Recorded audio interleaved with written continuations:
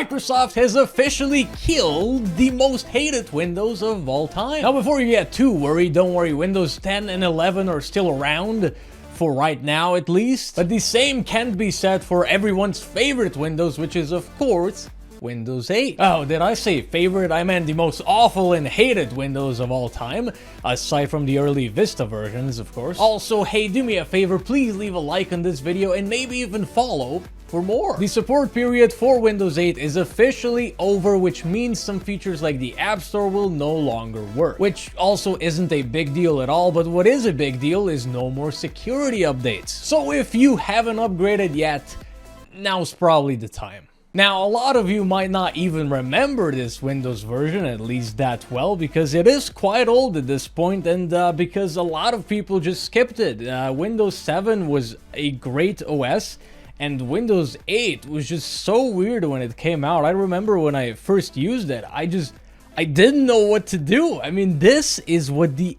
UI turned into, because Microsoft wanted to go full-on touchscreen across all devices. You have touchscreens on your desktops and your laptops and just tablets and everything. And well, if you don't have a touchscreen, well, then you're just gonna have to deal with this UI anyway. So Windows 8.1 came out shortly after, which is the version that I use, and that was pretty okay. But I mean, this was just such a crazy step in the wrong direction from Microsoft. It doesn't even make sense. They wanted to make an OS that was just purely based on touch interfaces and stuff like that, but that doesn't even make sense, because even early versions of Android and iOS, those kind of looked more like desktop OSs like Windows and Mac OS and Linux. Nothing really looked like this, so they just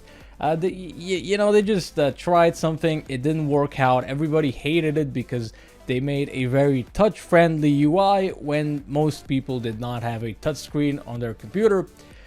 So it didn't work out. And honestly, if you were using Windows 8, I am sorry for your loss, but I personally am just very happy that it's pretty dead.